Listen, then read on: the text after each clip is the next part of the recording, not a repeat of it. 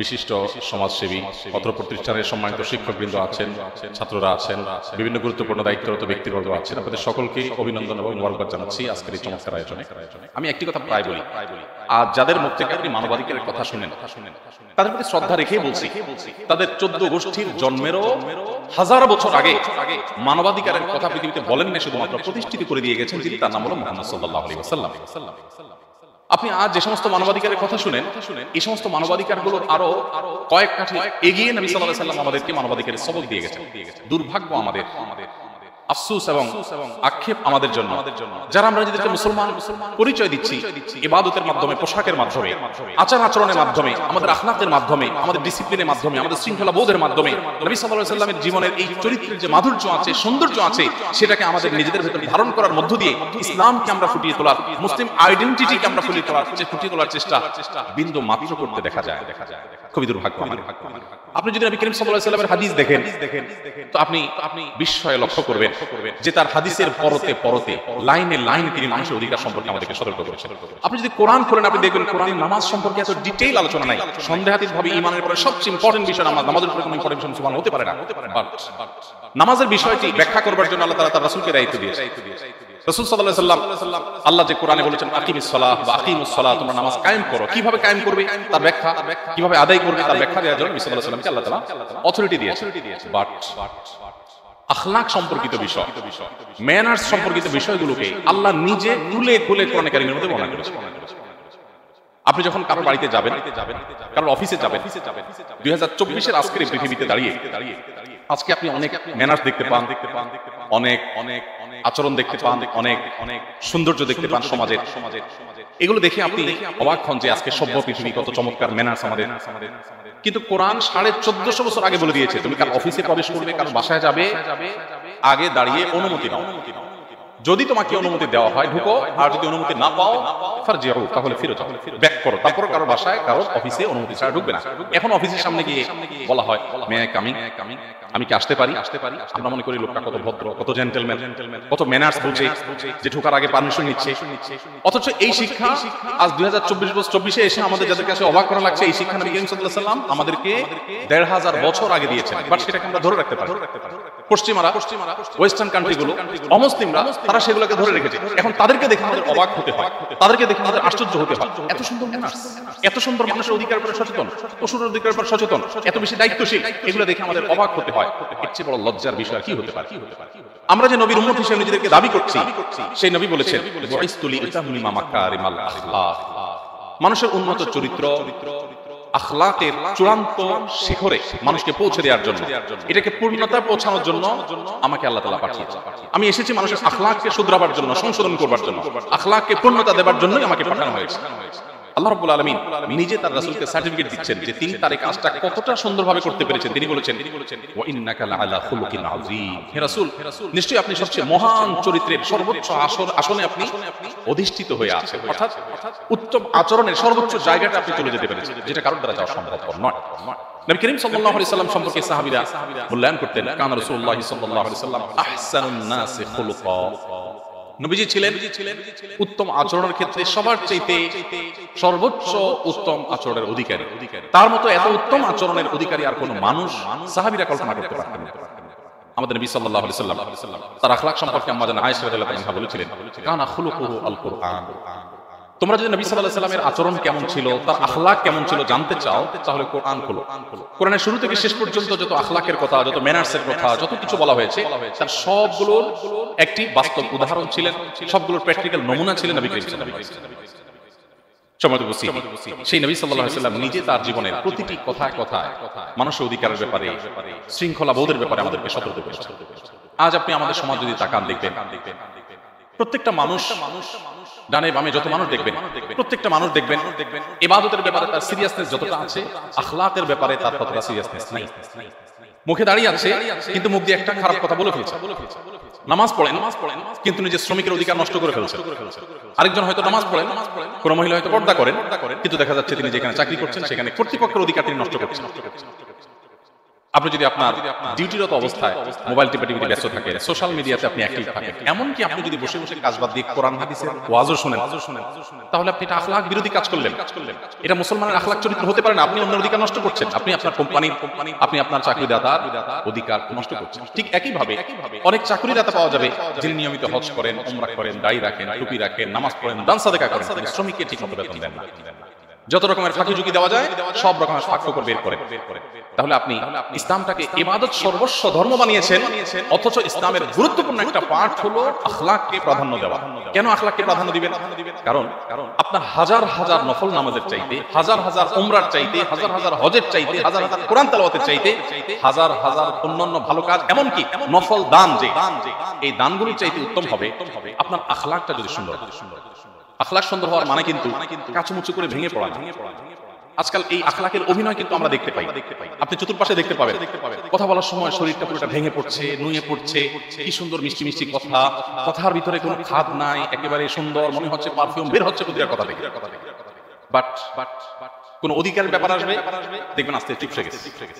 আরেকজনের পাওনার ব্যাপার আছে, তিনি চুপসে গেছে। কোন একটা ঝামেলা তৈরি হয়েছে, সেই জায়গাটাতে আল্লাহর ভয়ের জায়গা থেকে আমার দায়িত্ব কি, আমি কোনো ভুল করছি কিনা, এই জায়গাটাতে তিনি ফোকাস দিতে পারছেন। তাহলে এটার নাম উত্তম আচরণ নয়। কেন বলেছি যে হাজার হাজার নফল ইবাদতের চাইতে, দান সাদেকার চাইতে, নামাজ রোজার চাইতে উত্তম আচরণের মূল্য বেশি? নবী করিম সাল্লাল্লাহু আলাইহি ওয়াসাল্লামের ভাষায় শুনেন, তিনি বলেছেন, সূরা তিরমিজি এবং আবু দাউদ 101 যোগে বর্ণনা করেছে, মা মিন শাইইন ইউদাউ ফিল মিজান ইয়াউমাল কিয়ামাতি আফতালু মিন হুসনিল খুলুক। কিয়ামতের ময়দানে আমাদের আমল কিন্তু কাউন্ট করা হবে না, আমল মাপা হবে। আমরা ভালো কাজ কত পরিমাণ করেছি আল্লাহ সেটা দেখবেন না, কোন কোয়ালিটির কাজ করেছি সেটা দেখবেন। তো সেই পরিমাপের সময় বান্দা যত কাজ করবে, যত ভালো কাজ করবে, এগুলোর মধ্যে ইমানের সাথে কোনো কিছুর কোনো তুলনা চলে না, ইমান সবকিছুর মূল। বাট অন্যান্য ইবাদতগুলোর মধ্যে বা সাধারণ কাজগুলোর মধ্যে নফলের সাথে যখন তুলনা করবেন আপনি, তখন সবচেয়ে বেশি ভারী আমল, সবচেয়ে বেশি ওয়েটফুল আমল হবে মানুষের উত্তম আখলাক ও ভালো আচরণ। এটা মিজানের পাল্লাকে সবচেয়ে বেশি ভারী করবে, আপনার জান্নাতে যাওয়ার পথ সবচেয়ে বেশি সুগম করবে। নবী করিম সাল্লাল্লাহু আলাইহি ওয়াসাল্লামকে জিজ্ঞাসা করা হয়েছে, সুইলা রাসূলুল্লাহ সাল্লাল্লাহু আলাইহি ওয়াসাল্লাম আন আকসারি মা ইউদখিলুন নাসা আল জান্নাহ, মানুষকে সবচেয়ে বেশি জান্নাতে নিয়ে যাবে কোন আমলে? কোন আমলে জান্নাতে যাওয়ার পথকে সবচেয়ে বেশি সুগম করবে, সবচেয়ে ইজি হবে জান্নাতের পথে যাওয়া? কোন আমল? নবী করিম সাল্লাল্লাহু আলাইহি ওয়াসাল্লাম বলেছেন, তাকওয়াল্লাহি ওয়া হুসনুল খুলুক। দুটি বিষয়, এক হলো অন্তরে অবস্থিত তাকওয়া, আল্লাহ ভীতি, যেই চেতনা আমাদেরকে শুদ্ধ পথে চলতে সহায়ক হয়, যে চেতনা আমাদেরকে মন্দ কাজ থেকে বিরত রাখে। তাকওয়ার এই চেতনা যদি তার অন্তরে থাকে, যে চেতনার কারণে তাকে সিসি ক্যামেরা দিয়ে মনিটরিং করতে হয় না, তিনি নিজে নিজে মনিটরিং করেন, কারণ তিনি জানেন আল্লাহর সামনে তাকে দাঁড়াতে হবে, জবাবদিহিতার মুখোমুখি হতে হবে। তার এই চেতনা তাকে জান্নাতে যেতে সবচেয়ে বেশি সাহায্য করবে। আর দ্বিতীয়ত হলো ওয়া হুসনুল খুলুক, উত্তম আচরণ। আল্লাহর অন্য সব সৃষ্টি মানুষ, এমনকি অন্য ধর্মাবলম্বী মানুষ, তাদের ব্যাপারে যখন কেউ দায়িত্বশীল হবে, তাদের অধিকারগুলোর ব্যাপারে যখন কোনো মুসলিম কনসার্ন থাকবেন, সিরিয়াস থাকবেন, আল্লাহর কাছে জবাবদিহিতার বোধ ভয় তার মধ্যে কাজ করবে, এই যে উত্তম আখলাক, উত্তম আচরণ, এই জিনিসটা মানুষকে সবচেয়ে বেশি জান্নাতে নিয়ে যাবে। নবী করিম সাল্লাল্লাহু আলাইহি ওয়াসাল্লাম কিন্তু এই কথা বলেন না যে যত বেশি নফল রোজা রাখবা, যত বেশি নফল আমল করবা। আমি নফল আমলকে ছোট করছি না, সেগুলো দরকার আছে, কিন্তু সেগুলোর চাইতে অনেক ইম্পর্টেন্ট বিষয়গুলোকে আমরা আমাদের জীবনে কোনো পাত্তা দিচ্ছি। এই যে একটি অবহেলিত অধ্যায় প্রিয় নবী সাল্লাল্লাহু আলাইহি ওয়াসাল্লামের সিরাতে, এই দিকটাতে আমার মনে হয় যে আমাদের আর সবচেয়ে বেশি ফোকাস দেওয়া উচিত। এবং এই ফোকাসটা না দেওয়ার কারণে কি হয়েছে, আজ অন্য ধর্মাবলম্বীরা আমাদের মুসলমানদের আচার আচরণ দেখে, আমাদের লেনদেন দেখে, আমাদের কাজ কারবার দেখে তারা ইসলামের পথে আসা তো দূরের কথা, ইসলাম সম্পর্কে আর তারা বীতশ্রদ্ধ হয়ে যাচ্ছে। অথচ আপনি জানেন যে ইসলাম সেই দিন, যেই দিন ধর্মগ্রন্থ পড়ে অন্য ধর্মের মানুষের অনুসরণ ততটা করে নাই, যতটা মুসলমানদের আচরণ দেখে, কাজ কারবার দেখে তাদের মধ্যে সেই দিনের যে রূপ বিকশিত হয়েছে সেটা দেখে তারা যতটা মুসলমান হয়েছে। সব যুগে আপনি দেখবেন নবী করিম সাল্লাল্লাহু আলাইহি ওয়াসাল্লামের সময় যদি কথা বলেন, শত শত হাজারো মানুষ যে ইসলামের ছায়া তলে এসেছিলেন, তারা কি দেখে এসেছিলেন? তারা নবীজিকে দেখে এসেছেন, তারা সাহাবীদেরকে দেখে এসেছেন, তাদের আচরণ দেখে এসেছেন। এটাও কি সম্ভব? আমি ছোট্ট কয়েকটা উদাহরণ দিই। হুদায়বিয়ার সন্ধির ঘটনা আপনারা সবাই কম বেশি শুনেছেন। হুদায়বিয়ার সন্ধির যে চুক্তিগুলো ছিল, এই চুক্তিগুলোর বেশিরভাগই ছিল মুসলমানদের পক্ষে না বিপক্ষে? বিপক্ষে। মক্কার মুশরিকরা চুক্তিগুলো চাপিয়ে দিয়েছে, মুসলমানরা যা সেটাকে মানতে বাধ্য হয়েছে, এরকম একটা পরিবেশ সেখানে ছিল। তোমাদের থেকে একটা চুক্তি ছিল অত্যন্ত নির্মম, অযৌক্তিক এবং হাস্যকর। সেটা হলো যে মক্কার মুশরিকদের কেউ যদি ইসলাম গ্রহণ করে স্বেচ্ছায় স্বপ্রণোদিত হয়ে নিজে থেকে যদি মুসলমানদের দলে এসে ভিড়েন, মদিনায় আসেন, তাহলে মুসলমানরা তাকে রেখে দিবে। নাকি তাকে ব্যাক করে দিবেন কার হাতে? সেই মক্কার মুশরিকদের হাতে, যারা তাকে খুন করতে পারে, তাকে কষ্ট দিতে পারে, আযাব দিতে পারে, তাদের হাতে তুলে দিতে হবে। পক্ষান্তরে মদিনা থেকে কোনো মানুষ, মুসলমানদের কোনো মানুষ যদি যে মক্কায় তাদের দলে ভিড়ে, তাহলে তাকে তারা ব্যাক করবে। মানে খুব হাস্যকর একটা পয়েন্ট, কিন্তু মুসলমানরা বাধ্য হয়েছে এটা মেনে নিতে।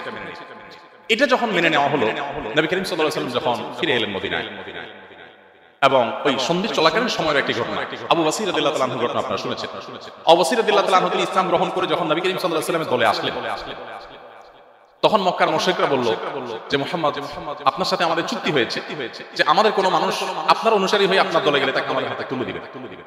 মানে একজন নিরীহ মানুষ, নিরপরাধ মানুষ, স্বেচ্ছা ইসলাম গ্রহণ করার মানুষকে কাফেরদের হাতে তুলে দিতে হবে টর্চার করার জন্য। চুক্তি এরকম হয়েছে। নবী করিম সাল্লাল্লাহু আলাইহি ওয়াসাল্লাম আবু বসির রাদিয়াল্লাহু তাআলা ডেকে বলেন, আবু বসির, মুসলমান তো এক কথার উপরে থাকতে হয়। মুসলমান তো প্রতিশ্রুতি, মুসলমান কখনো উল্টাতে পারে না, পৃথিবী উল্টাতে পারে, প্রতিশ্রুতি উল্টাতে পারে না।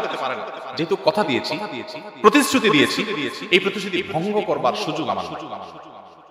তার হৃদয়ে রক্তক্ষরণ হচ্ছিল, তার অনুসারী হয়ে একটা মানুষ তার কাছে এসেছে, সকরুণ ভাবে সকল বেদনাকে বুকে চাপিয়ে সেই লোকটাকে কাফেরদের হাতে তুলে দিয়েছেন, এবং সেই লোকটাও স্বেচ্ছায় চলে গেছে।